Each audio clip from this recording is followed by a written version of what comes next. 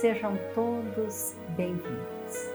Desejamos que estejam em paz e nós os convidamos para refletir, considerando que as coisas materiais são transitórias e que só levaremos para o mundo espiritual as nossas conquistas espirituais conseguidas através de nossa renovação íntima, assim como o homem busca renovar o mundo exterior, procurando aquilo que lhe ofereça mais segurança, devemos buscar também a renovação espiritual, que nos oferecerá recursos para uma jornada evolutiva melhor.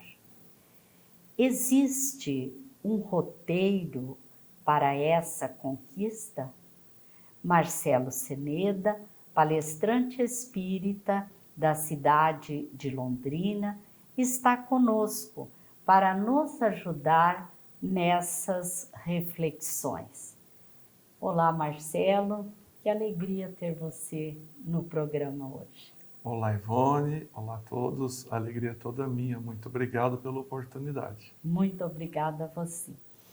Marcelo, nós sabemos que o tema renovação espiritual em si, ele é muito comentado, né? Sempre é enfocado. Então, eu gostaria que você nos dissesse o que te levou a sugerir, a querer enfocar, abordar esse tema. Ivone, eu concordo, o assunto é recorrente. O caso é que, uma vez reencarnados, os apelos da matéria são muito fortes. E é natural que seja assim, porque nós precisamos atender de maneira adequada as providências da subsistência, os cuidados com a família, com o corpo físico. Mas se descuidarmos, pouco que seja, da prioridade que nos traz a matéria, é muito fácil nós nos desencaminharmos. Então, embora o respeito sagrado que devemos à matéria, é fundamental nós termos sempre com muita clareza que o motivo principal de estarmos aqui na Terra é a renovação espiritual. Nesse sentido, todo o cuidado, toda a vigilância, toda a atenção para as demandas espirituais devem ser cotidianas nas nossas vidas. Daí a importância de muita oração, muita vigilância, muita leitura edificante, para que nós, embora estejamos dando o devido trato às questões materiais, estejamos sempre lembrando que estamos aqui de passagem e que o objetivo verdadeiro de estarmos aqui na Terra é a nossa renovação espiritual, o nosso progresso moral. A doutrina espírita nos ensina que Jesus é nosso modelo e guia, né? Como estabelecer no Divino Amigo o roteiro de nossa renovação espiritual?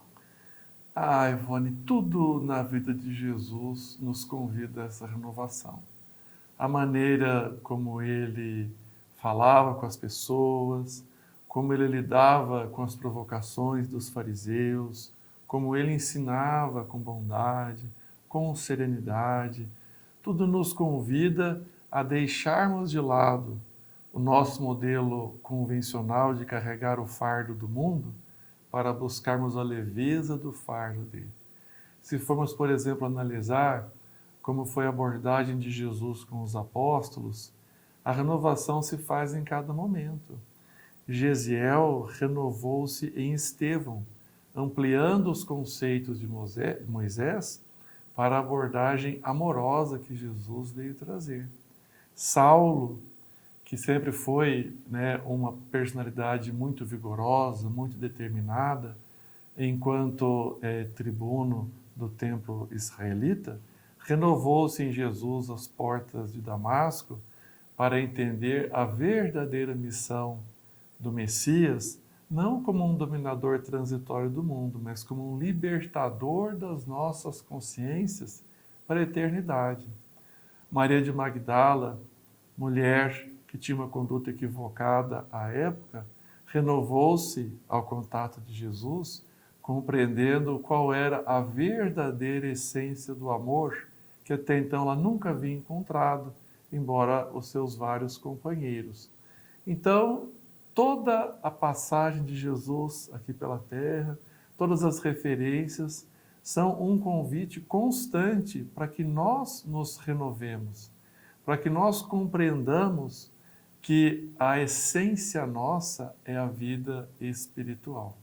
Quando Jesus aparece para Maria de Magdala, no terceiro dia após a crucificação, é a redenção sublime, porque daquele contexto, entre aspas, falido da matéria, crucificado, ao quebrado, ferido, ele se transfigura naquela glória sublime, renovado para a vida eterna.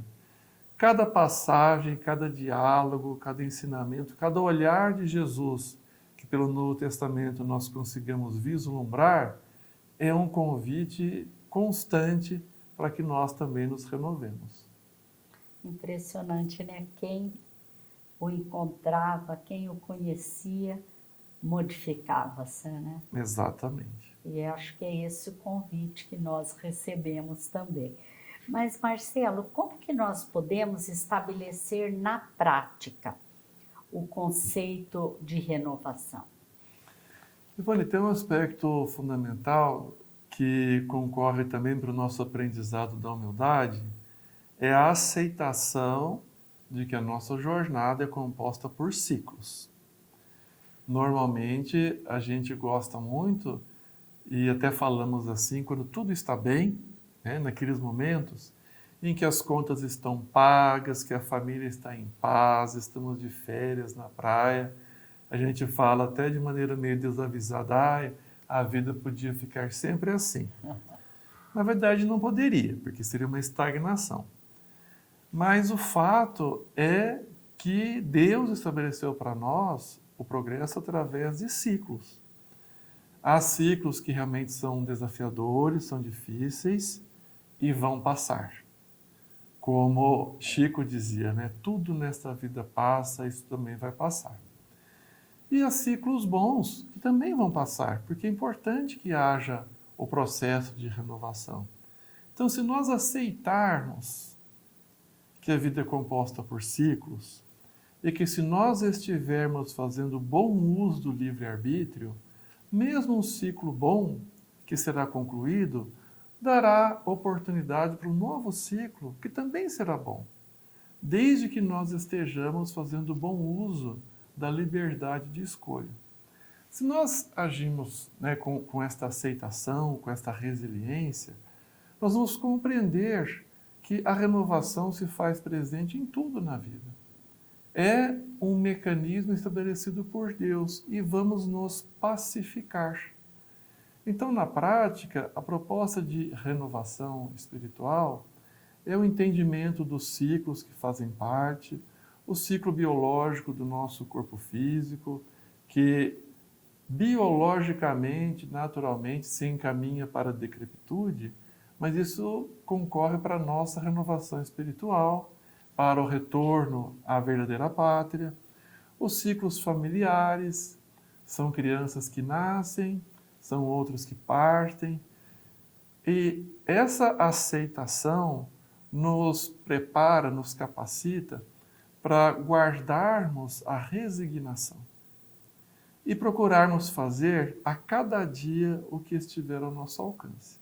Esse entendimento, se nós conseguirmos, vai fazer com que no cotidiano a gente tenha a aplicação prática da renovação espiritual com um bom proveito, porque não é só ver os ciclos se sucederem, ver o tempo passar. Nós poucas vezes vislumbramos o tesouro sublime do tempo. Então, a renovação acontece não porque o tempo está passando. A renovação deve acontecer porque nós devemos fazer bom uso de cada minuto da nossa existência. Então, Eu acredito que este entendimento, né, dos ciclos que se apresentam na vida, com bastante paciência, resiliência e bastante coragem diante das adversidades, é uma maneira bem prática, bem aplicada de nós compreendermos como se processa a nossa renovação.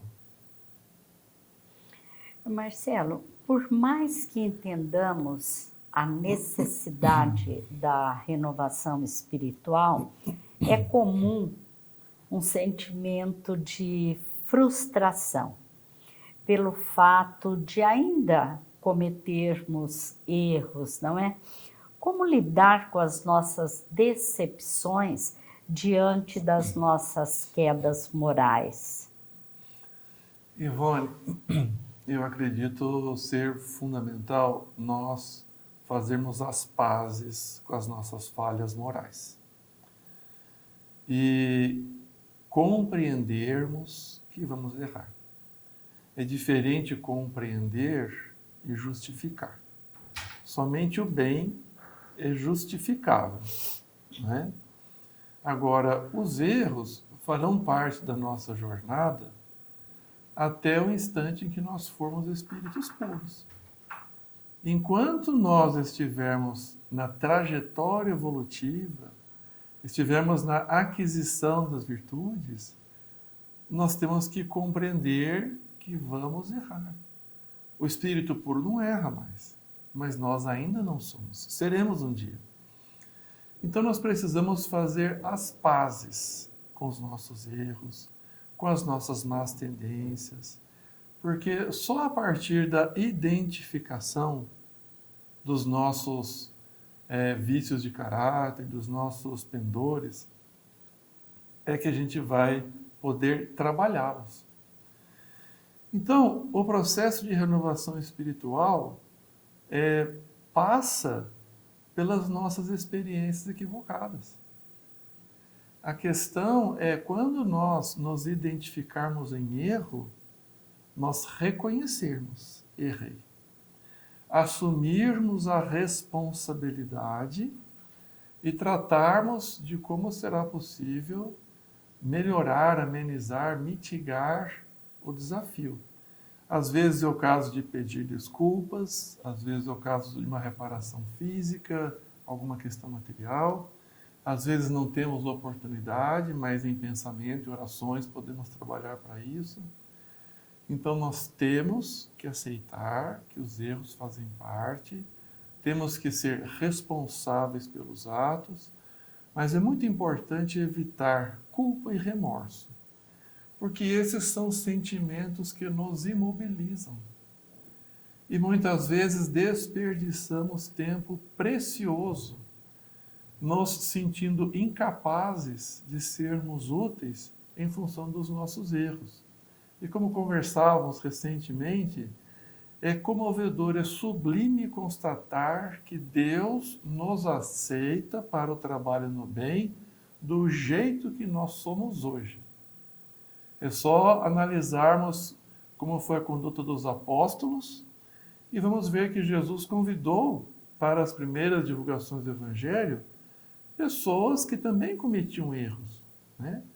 Pedro negou Jesus, Pedro cortou a orelha do soldado, outros tinham características também impulsivas ou fraquezas de caráter, ou eram descrentes como Tomé, mas apesar dessas circunstâncias, seguiram trabalhando no bem. Então, em relação a essa sua pergunta, eu gostaria de resgatar uma frase de Jesus que nós devemos lembrar todos os dias.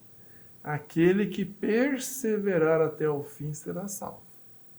Então, nesse processo de renovação espiritual, nós temos que prosseguir cumprindo nossos deveres, apesar das nossas fraquezas, dos nossos erros, porque é um conceito equivocado esse que nós ouvimos muito, de todas as pessoas, espíritas ou não.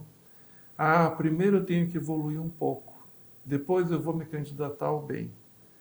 E a lógica nos diz o contrário. Vamos fazendo bem, pois assim iremos evoluir um pouco. Então, diante das nossas quedas morais, como você perguntou, e a renovação espiritual, é fundamental resgatar a bandeira do Espiritismo. Fora da caridade não há salvação. Vamos fazendo bem, vamos trabalhando, vamos orando, especialmente nos dias mais difíceis, sabendo que Deus nos aceita como somos. E vamos fazer as pazes com os nossos erros e fraquezas, trabalhando com honestidade na proposta do bem. Uhum. O espírito Joana de Ângeles, mentora de Divaldo Franco, né? Ela ressalta muito essa questão falando do auto perdão, né? Exatamente. Do auto perdão. Renovar para as coisas boas é motivador, né? Mas e diante das situações mais dramáticas, como ter disposição para renovar, Marcelo? Ivone, eu acredito que só mesmo a convicção absoluta na realidade espiritual. Porque as adversidades, como nós estabelecemos, estão sempre vinculadas a decepções, dores, frustrações relacionadas à matéria. Então, por exemplo, a separação de um ente querido, seja pela desencarnação ou eventualmente mudança para uma localidade distante. Do ponto de vista material ou materialista, a desencarnação ou um ente querido que se muda para um país longínquo é algo desesperador. Mas nós conseguiremos manter o nosso compromisso de renovação, ampliando o nosso círculo de afetos, sabendo que aquela separação do ente querido é temporária. E se foi da vontade de Deus, então nós vamos procurar destinar o nosso afeto, o nosso tempo, o nosso carinho para outras pessoas que Deus tenha colocado ao nosso redor. Diante, por exemplo, da adversidade de uma enfermidade orgânica, é um desafio muito crítico, doloroso, complexo. É doloroso do ponto de vista orgânico mesmo. Se nós estabelecermos como diretriz a realidade espiritual, nós vamos ter a prova de maneira compreensível, mas a nossa esperança estará com sede no contexto de que aquilo que está sendo degenerado é só matéria. Não nós, não o ente querido. A matéria está no processo de decrepitude, mas o ente querido ou nós mesmos estamos nos renovando espiritualmente.